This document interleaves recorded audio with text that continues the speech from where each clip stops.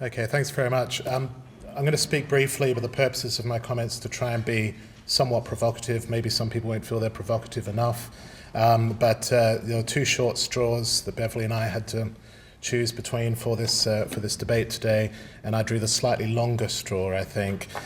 So what I'm going to do is I'm going to pick up on some comments that were made earlier today. So if we start with some comments made by both Brigitte in her opening comments and also from the keynote from Ulrike Felt. One of the notable absences from the discussion so far today, although it's been hinted at several times, most notably at the beginning of Ulrike's keynote, is the market and the neoliberal moment. And what I would like to argue is that one of the things the Leverhulme program really needs to do is explore the political economy of science research, funding and teaching that has led to the kind of discursive shifts in the language of some of the EU funding schemes that Ulrike was talking about and informs many of the discussions around science communication and public engagement with science. And when I make this point, I really want to emphasize that I don't particularly agree that the opening up science agenda, the agenda to make science more transparent, neatly fits onto a sense of making science more public, because a lot of the time the drive is coming from market forces, coming from companies seeking to get access to research that they hope to commercialize or to help them gain a competitive advantage against those who are commercializing that research in other ways. And it's worth remembering that the transparency agenda very much comes from the forces of globalization and neoliberalism that have characterized politics, international politics and international economics, not least to mention international academia, for the last 25 years, going right back to the end of the Cold War, really, and then the subsequent publication of Fukuyama's book, The End of History, and then onwards from there. And transparency is often presented as a solution to many problems, as it was in the case of MP's expenses a few years ago, which was the big scandal in the UK that occurred just before the call went out from the Leverhulme Trust for the Science and Politics programme. And I think it's worth remembering that something that is transparent is not something that is opened up. This is what Marilyn Strathern argued very succinctly at the turn of the 21st century. Something that's transparent is something that you see through. You know, those windows are transparent, right? So making science transparent, in a sense, risks making science something you see right through. And of course, the whole point of something that's seen through is that it is insubstantial, in a sense. And I think that it's worth thinking about some of these kind of linguistic terms a little more, because I think potentially where we end up going when we sort of reify these kind of metaphors is to a place that many of us would not want to go. But my main concern is how you make publics, not how you make science, or indeed how you make public science, although I think how you make public science plays a role in how you make publics. We heard earlier today from Ulrike about the Callan paper, talking about making a case for caring for institutions. And really what I want to emphasize is that publics are often constituted through institutions. Those institutions can be a variety of things. They can be universities, and universities are very topical right now in the UK because universities are undergoing a program of privatization as we speak. They include the media, and in particular broadcasters, which is again very topical because the BBC is facing various crises of its own, some of its own making, as a public broadcaster. But it also includes Parliament, it also includes institutions of civil society, it can include churches, it can include trade unions, it can include all sorts of different organizations. And I think it's worth mentioning this because often the problems that we're talking about as being quite specific to science are often problems associated with public institutions in the neoliberal moment that we're currently living through. And therefore, I think a really important question for those of us who are interested in science is to make sure we don't fetishize the problems as science problems and instead locate them in these wider contextual problems in order to develop a much more nuanced understanding of what we're actually up against here. Now, I've been told I've only got 5 minutes, and I think I've used 3 or 4, so I'm going to cut through some of my comments just to a few concluding comments, and I might bring out some other things to say in the discussion. But I did just want to mention this issue of the privatisation of British universities in particular, because it seems to me that the debates around British universities, and much of this debate is characterised in the debates between, say, the Campaign for the Public University on the one hand, and some within the Council for the Defence of British Universities on the other, not all, but some. And it seems to me that freeing universities from government regulation does not equal making them more public, if in effect what you're doing is making them more able to respond to market needs. And it really struck me just before Christmas, during a Newsnight interview, in which a Tory MP was being interviewed as part of a discussion along with Alice Swift from the student union at Birmingham University. And they were debating the future of the archaeology department at Birmingham University, which of course Birmingham University at the moment is consulting on closing. And of course archaeology, social science discipline, doesn't receive STEM funding, and therefore potentially vulnerable to the market. And the Tory MP in the discussion said, it's up to Birmingham University, I'm paraphrasing, but he said it's up to Birmingham University to decide whether it's in the interests of the public and the interests of the nation, whether to keep this archaeology department or not. And it's up to them to decide, if it is, how they're going to subsidise the archaeology department, if they think the archaeology department is losing money, against the more profitable degrees that they're offering. In other words, it's up to Birmingham University to read the market in any way it sees fit in order to prosper, and then to decide what is the public good, and if archaeology is a public good, to subsidise it. Now, of course, the great irony in that is that it used to be that we could rely on government to help us make those decisions, the people we elect to take a view on what the public good is. And in that sense, the government would say something about the value in terms of a public good of what different disciplines and what different sciences, if you like, using a very broad definition of science, what the value of those were to the public good by giving universities a teaching subsidy in order to make sure that those subjects could be offered. But of course, in this new market, what happens is that our worst instincts as individual consumers are validated. So we have a much more exaggerated regard for ourselves.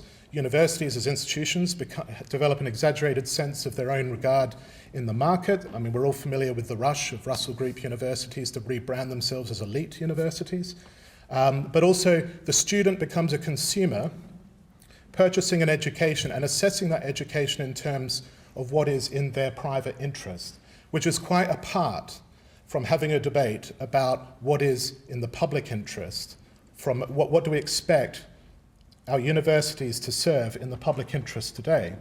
So I guess my comments would seek to make a bold reaffirmation of the value of the public, whether or not we're talking about the science at all, a reaffirmation of the value of the public, and a return to a question of, which is not what can an institution or a service provider, as many universities are now viewed, what can an institution do for me, but what can we do as a public constituted through institutions, those institutions including universities and science and many other things.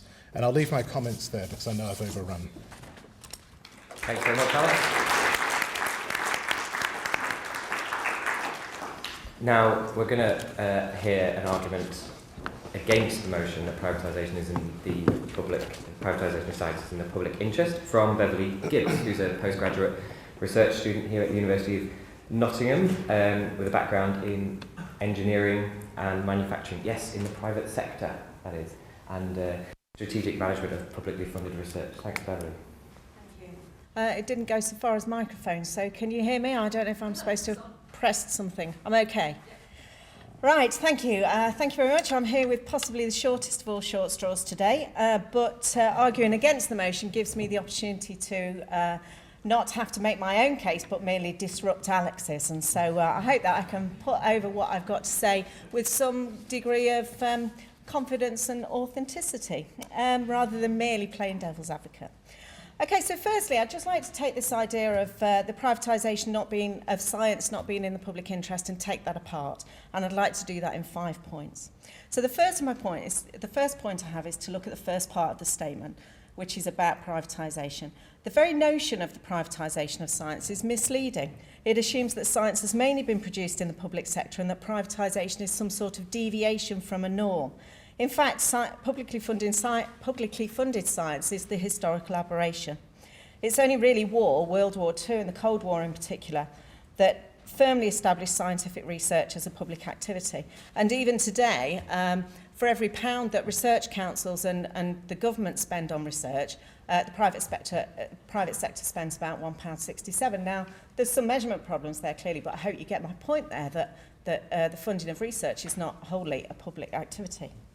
Second, if you turn to the second part of the statement, that privatisation is not in the public interest, this simply assumes that publicly funded science is in the public interest. Privatisation is seen to be about an outsourcing or changing of ownership that delivers profit to the private sector in order to transfer risk from the state sector, and that this is inherently harmful to the production of science.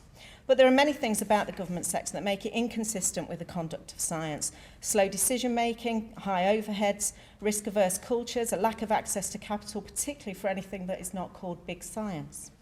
So big science, and what I mean by that is these big projects that have big labs, big staff, big kit, big budget. So like the Large Hadron Collider, which has spent £7 billion, the International Space Station, £80 billion in the last 15 years. Just think about £80 billion in this context. The public sector has presided over this growth in big science, and it's difficult to regulate. It undermines the scientific method. It's highly hierarchical, very elitist. The other problem with publicly funded science is where they choose to put the money.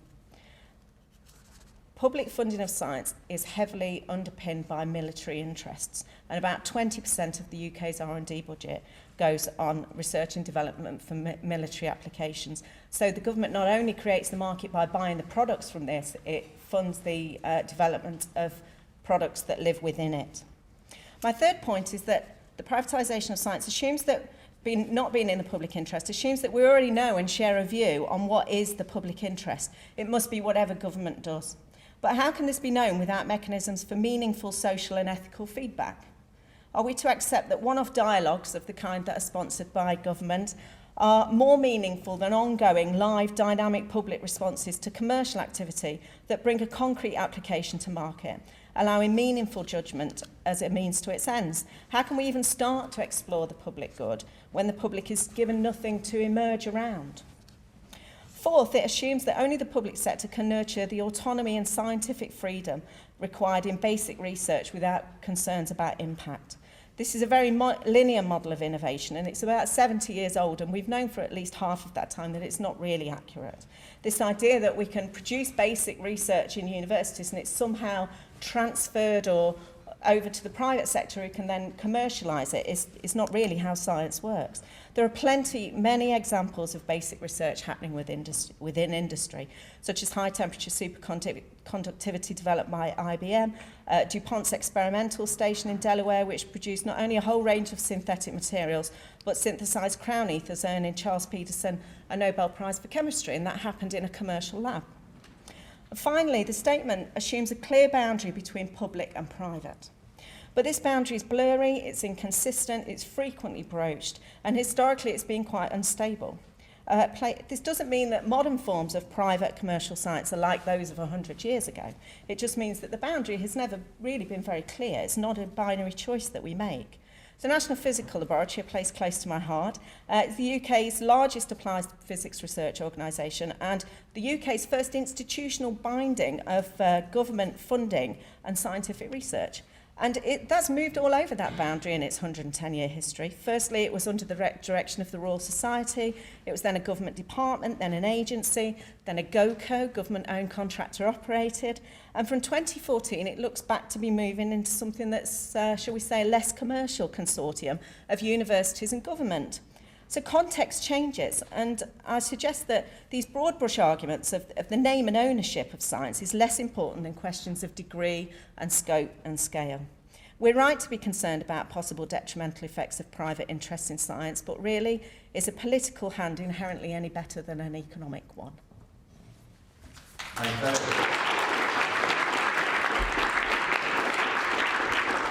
So, So does opening up science mean that it's going to be driven by market forces? Are we comfortable with the government both on creating a marketplace for research and then funding the research behind it? Would Richard III have been discovered if it weren't for all those nutters in the Richard III Society pitching in to fund that dig?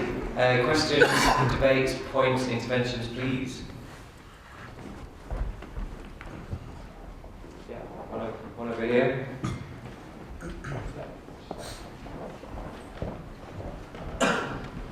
Very briefly, what does the panel think about areas which blur the public and private boundaries, such as things like in Oxford ISIS, where there's technology transfer between universities and industry? How does that fit into the arguments? Emily, do you want to take that?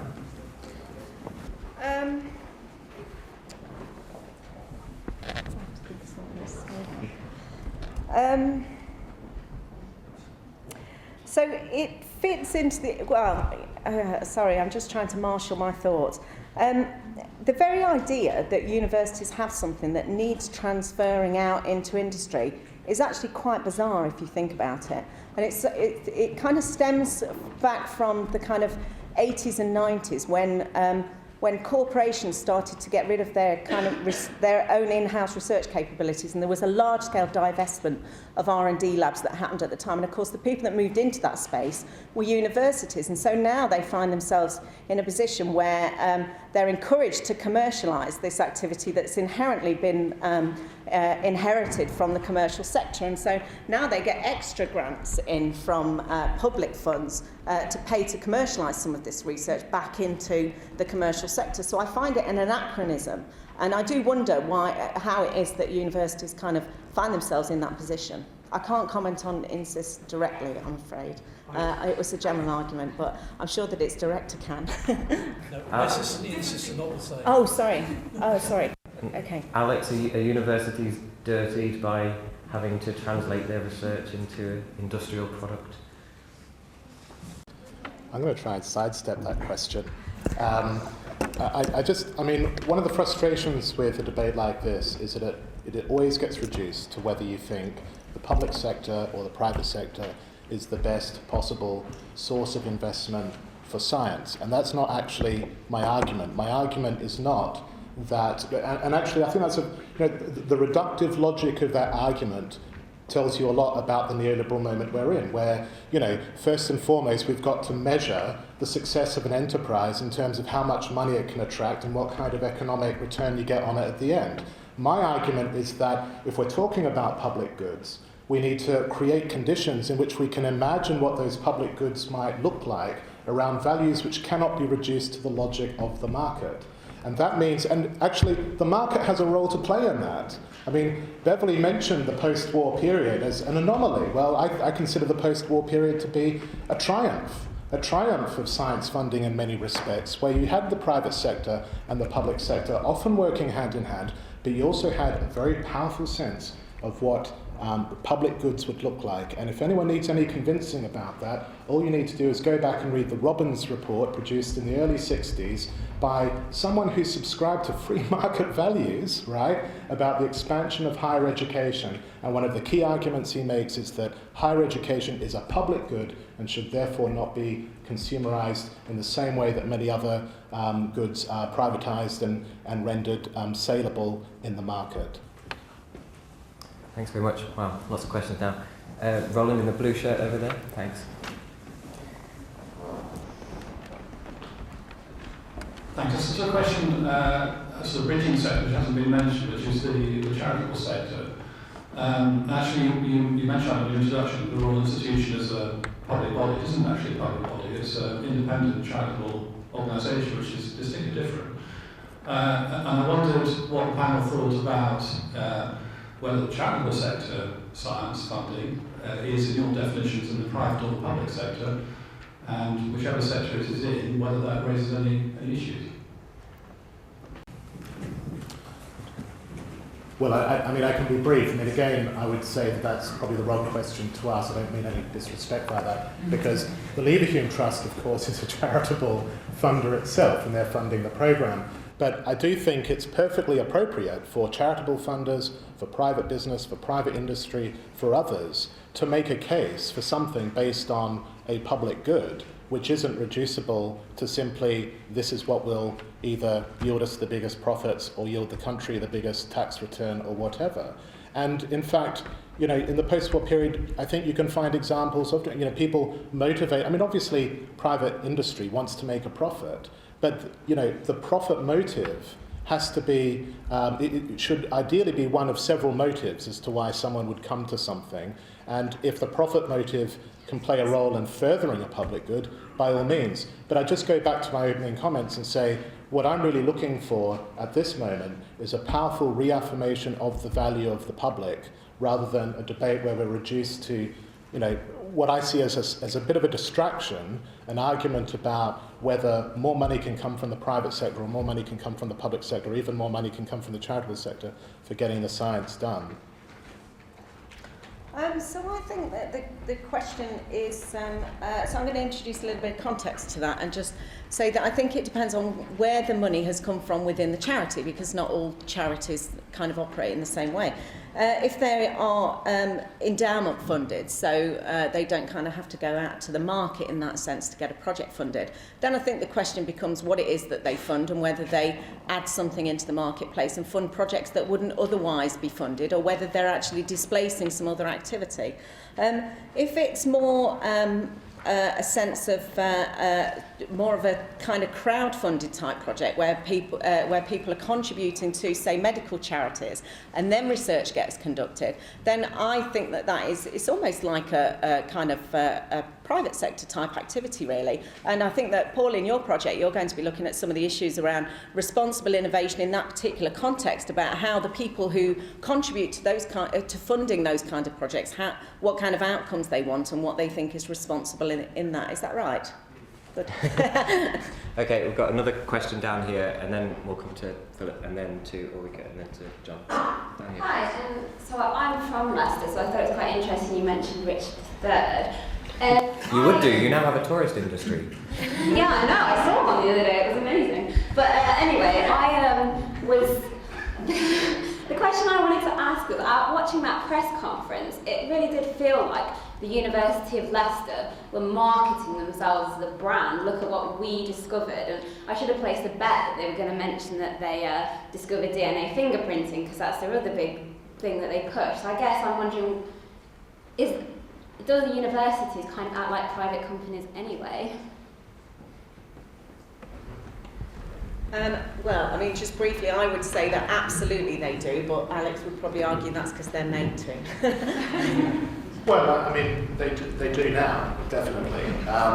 Whether they did 20, 30 years ago is another question, but the question really goes to the heart of how public organisations are funded, and obviously business models are used. It's a banal point to say that they're used increasingly. They're now used feverishly to reorganise and redesign public institutions. What sold that story about Richard III was that it was a damned good story. And in these sorts of climates, you'd have to be really churlish to begrudge Leicester University its opportunity to sell itself in the market, because it's just a great, great story. But why can't we just have the great story without the marketing? Because it's a great story. Thanks, following on directly from your point. Well, first of all, Beverly, I really enjoyed your talk. Lots of really thought-provoking stuff. One question before I make a comment. You said, I think, that publicly funded science undermines the scientific method. Okay, so after I'd like you to expand on that. That's a fascinating point of view. With regard to universities selling themselves, so what's very interesting in my area of research, I do nanoscience. Definitively leading the field there internationally is the IBM Zurich research team. They're involved in a European network I coordinate. We've had endless problems sorting out the consortium agreement, which has gone on for the last 4 or 5 months. IBM Zurich is happy to just publish rather than to attempt to patent any of the results coming out of this. It's the universities that are the stumbling block. The universities want to be able to hold on to their intellectual property. Thanks very much. Jen, do you have a response to that? I'll clarify rather than respond. So what I was referring to, so I did say that, and it was in the context of big science. And so what I was really referring to was the idea that when you get into a project that's big science, as opposed to kind of small, separate, more atomistic research groups, they start to behave more like corporations. And so openness reduces, and concerns about intellectual property increases, and partiality decreases. Arguably efficiency increases, but let's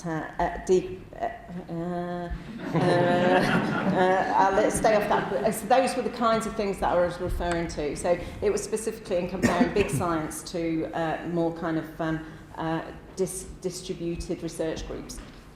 Question at the back there. Yeah, I don't think the issue is whether or not science or universities serve economic functions, but as Alex said, whether there are other functions they serve, and also the nature of the economy they serve. So when talking about science policy directed towards solving economic problems, the context in which that occurs is a neoliberal economy which is about expanding inequalities, so that the role of public universities, say from the post-war period through to the 1970s, was in a context of declining inequality. We've had rapidly rising inequality, and by a science policy and a university policy that places universities and science at the forefront of a neoliberal economic policy, we make universities and science serve inequality. And the question is whether we can talk about the relation between science and publics, or university and publics, without addressing issues of inequality and social justice. And the reason why the market is so important in this context, because in a way the market is antithetical to publics. Markets are about self-regarding individuals. They occur in terms of the figure either of the sovereign consumer or the taxpayer and so on, conceived as an individual. The public is a dialogic entity.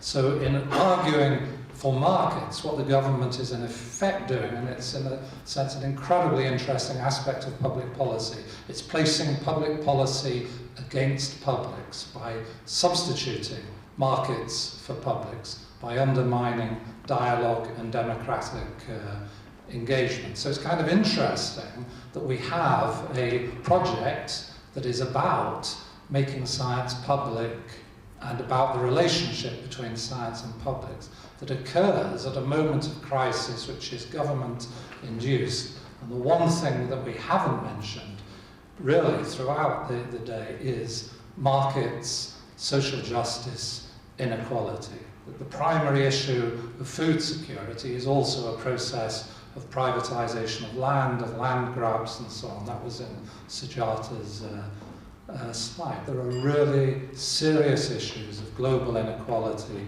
social justice, and they have to be engaged by science, as scientists, and as a problem of science. Thanks very much. Boy, I wish Vince Cable and David Willits were here to respond. Alex, did you have anything to respond to that? Otherwise, we'll have the next question. I agree. Thank you. Ulrike.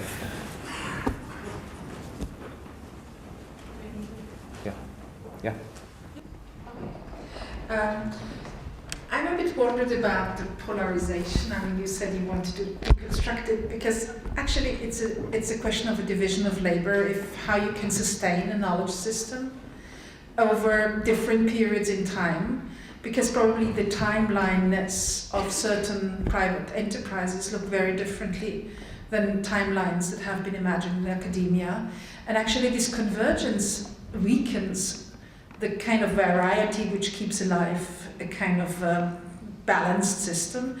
And by creating or trying to enforce one model as the very best to get to an efficient end, we end with this one future, one way to get there. If you take the wrong road, you're cooked. And that is really problematic, I think, on a long term. And in that sense, for me, it's not an either or, but it's precisely that both universities have taken on some kind of aspects, but also, I mean, IBM is a particular case, I would say, if you look into how they function, but there's a lot of industry that doesn't work and doesn't think like IBM does. So we shouldn't take these examples maybe as standing for the whole as much as universities are very different. So I think resilience and diversity and sustainability are the notions that we should also use for knowledge and not only for other resources. Yeah. I do agree with you there, and I would, I mean, when I kind of built my argument, you will notice that I didn't talk about universities, I talked about research organisations, because it is an easier argument for me to make from the position that I was in. So I don't think that the privatisation of science is the same thing as the privatisation of universities, and given a different proposition, we would have had quite a different argument. So I would agree with you. I don't think I would stand behind a notion that said that the privatisation of universities was in the public good. Okay, next set of questions, please. I see one over here.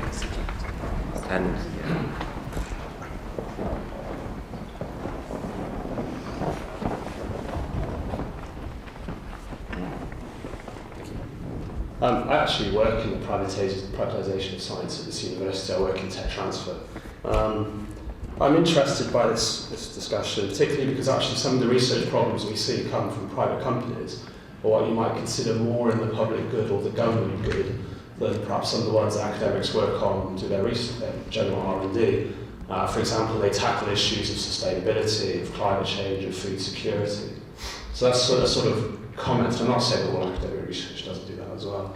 But is there an opportunity here that if universities and the private sector are going to work closer together over the next few years with impact agendas and things like that, that we can actually publicise private research and private science? Because it seems to me that a lot of this is in the public interest, but because of market forces, because of confidentiality in terms of IP, this isn't really discussed. So I just wonder if the panel had any comments on that.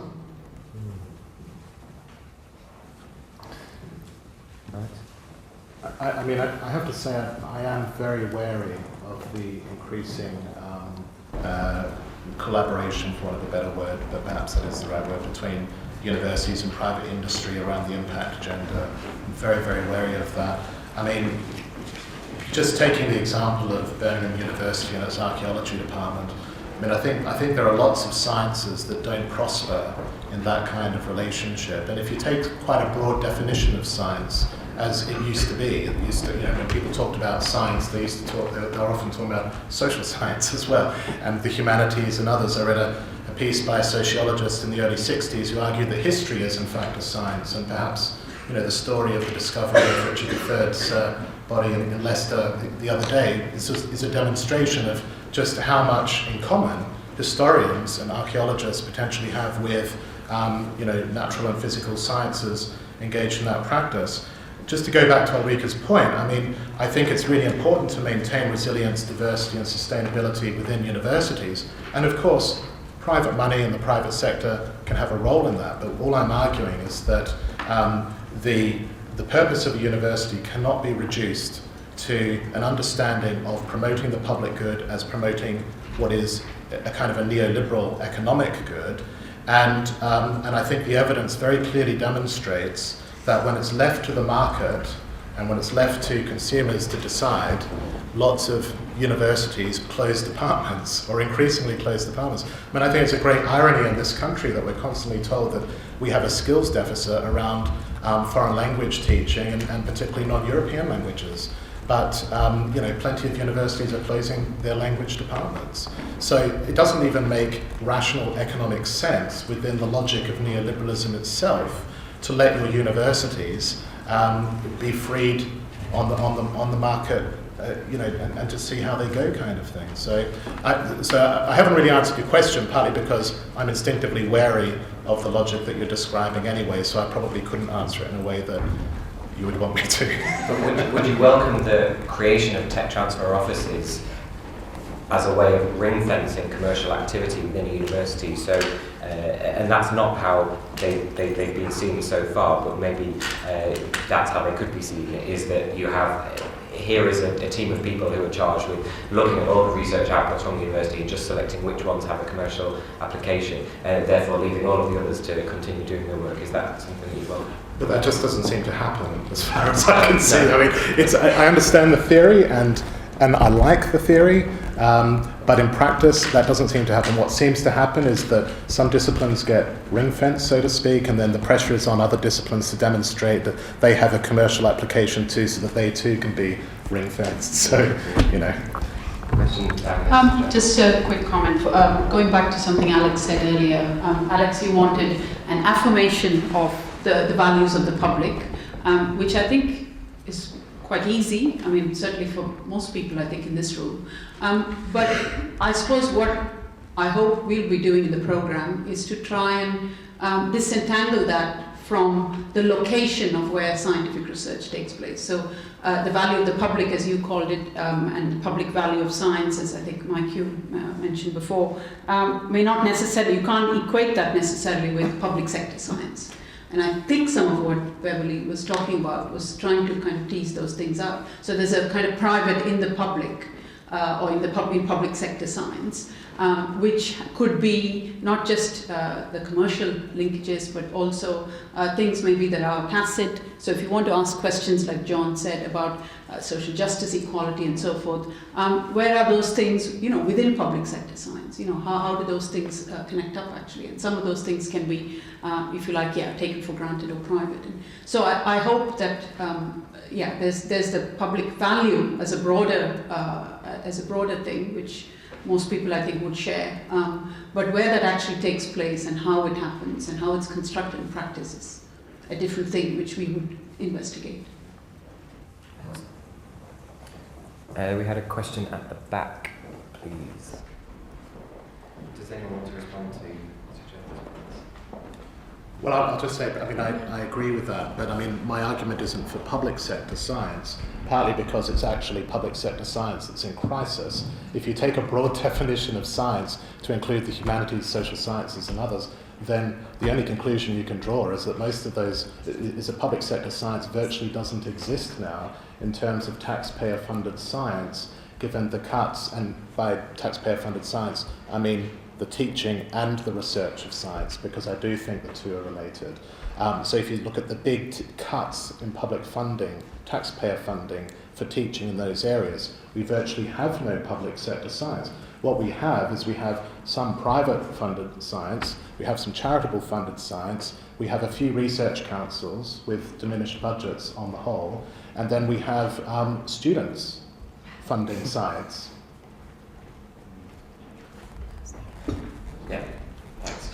I was just wondering about a sort of old-fashioned idea of social needs. So, this is, it's counterposed to the market. So, in some senses, the points that Alex and John are making about not being purely instrumental, I think, are really important. So, I think that was sometimes where one starts from. And, of course, the classic critique in this domain will be the notion of market failure. So, the market is not successful in addressing social needs. So, in the pharmaceuticals area, for example, there's major problems in developing a number of emerging technologies, but more particularly in developing drugs for neglected diseases in the underdeveloped South, for example. So clearly we have a mixture there of a sort of failure of the innovation system from an instrumental point of view, but also starting from a different premise that it isn't economic gain per se, that is addressing social needs. So I think, sometimes I want to reframe this. But just to go back to, Beverly mentioned this project that we have running on responsible innovation. I think it's really interesting that the discourse and narrative around responsible innovation should come at a time when there is this sense of a shift between the relationship between the public and the private sector. And what that makes me ask sort of questions about, the mission of the public sector, and whether there is a reconfiguration or a sense that it is possible now to actually rethink some of the aims of the public sector in its own right in negotiating the notion of social needs, starting from there, rather than just from purely instrumental idea of what type of innovation system might be most efficient. That's a little idealistic, but I think there's a moment, an opportunity to actually start thinking that from a different set of principles, from a different position. So, alongside those changes, and this kind of brings in some of the thoughts I was having around what John and Sujata were saying, but I couldn't quite articulate and take to the right point, is that there are equal changes going on in the commercial sector, right? Is that, So you were saying over there that you were producing these sustainability technologies, and so they were automatically in the public good. My doctoral research is about low carbon technologies, and some of the things that I've been looking at is about how they get implemented and how fair that is and how equal it is and what processes of engagement and decision making there are. But of course what's emerged is that that's taking place over this huge backdrop of fuel poverty, which is a big problem of inequality and need. So I do think that there are kind of, as the state is looking at what its innovation system might look like, there are changes in the commercial sector to be looking at things like corporate social responsibilities. So, but we just laugh at that, like it's all a bit of the equivalent of greenwash. It'll never go anywhere. It's not real. It's just a phantom. But I'm not quite so sceptical. I think that there is a role for companies that have a more authentic social remit, and I think we will hopefully see those start to emerge. I don't necessarily think it would happen on its own, but I think that the public sector and the private sector hand in hand might do something quite interesting. We're going to take one final question from down here, and then I'm going to invite Alex and Beverly just to sum up and draw some conclusions and maybe make some final pleas for supporting their arguments. Thanks. Mike Hume, University of England. Rather than just focusing on the funding of science, I just want to ask a question to panellists about the ownership of knowledge, and in particular the emerging ideas around open access of knowledge, and whether actually this somehow bisects your two arguments here, because one could argue that the current model we have for publication is a privatisation of knowledge, whereas open access is actually opening up knowledge. Whether it's funded privately or publicly is not the issue, it's about who has access to knowledge that is made. And I just wonder how you would comment on the open access agenda from your positions. I thought it took a while to get to open access. Well, it has all day really, hasn't it? Just thinking on the who. I'm not as agile as you guys, I'm not as experienced at this. I would absolutely agree that I think it bisects the issue. It is not to do with who necessarily has paid for it. I think that the idea that commercial organisations don't share information can't be true, otherwise they wouldn't all gather in science parks and in clusters, and so that's not real. And the idea that all publicly funded research is open and publicly available, we also know is not true and is about to be kind of seriously disrupted this year in changes in that kind of regime. Do I think that one of the kind of regimes is more conducive to openness? I don't think I do, no. I think it's kind of a different issue. It cuts horizontally. Alex, can you respond to that and maybe wrap it into your concluding remarks? Then? Well, what I'll do is I'll respond to it and then go to my concluding remarks, which really sort of address what Paul was saying, actually. But on the ownership of knowledge and open access to knowledge, I'm inclined actually to agree more with Beverly on this one, but to me that's not about making publics or making public science even. So to return to a metaphor, and I'm loath to do it because it quickly became very tired. Is it football? Yeah, the football metaphor. I mean, at one point, so the discussion was of Premier League, but one person mentioned the schoolboy league. Well, one of the reasons why people like football is because a lot of people play it when they're younger, either for their schools or whatever, or maybe just socially. So, football is a discipline that's acquired to some extent, and often to quite a limited extent, by most of us who enjoy watching football. But that doesn't mean that because the schoolboy league is not the Premier League, doesn't mean it shouldn't be funded by your local education authority as something for kids to do, right?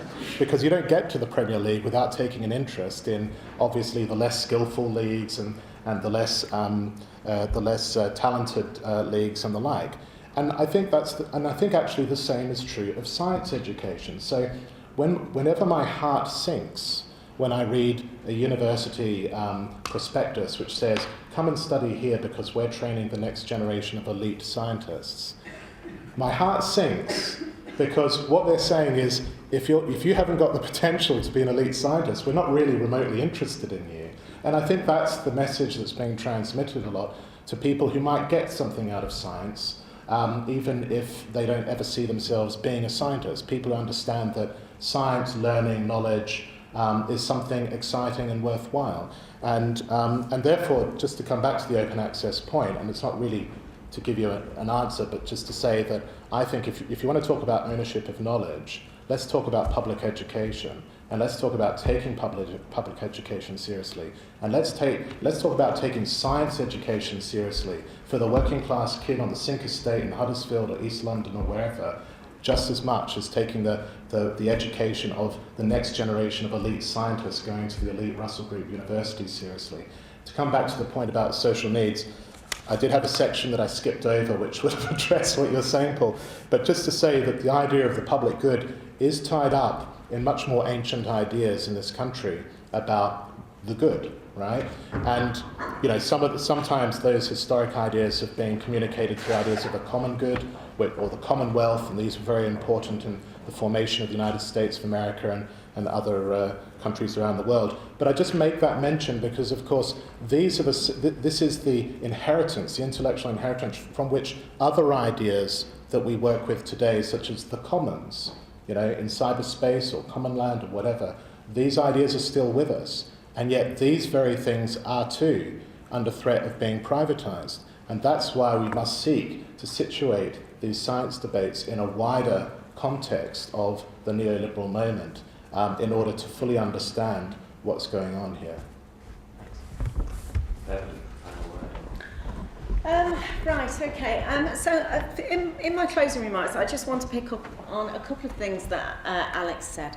The first one was, he said, we used to rely on government to tell us what public good was, and that's why we elect them. I don't think that they represent me. I look at our cabinet and I struggle to see how in any way they represent me. And so how can they possibly know, if I'm a public, what's in my public good? He also said our worst instincts as consumers are validated. And I just want to draw attention to the word our, because he's talking about not them. This is us. We are all consumers. It's inescapable. You, me. In this room, we're full of products that we've bought. We're probably some of the earliest adopters for a lot of different technology.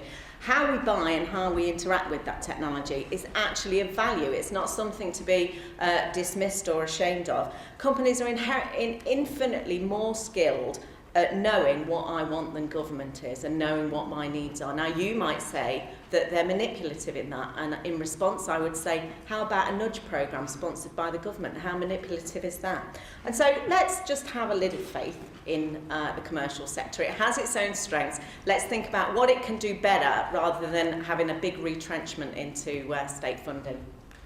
Thanks very much. Can we have a round of applause for our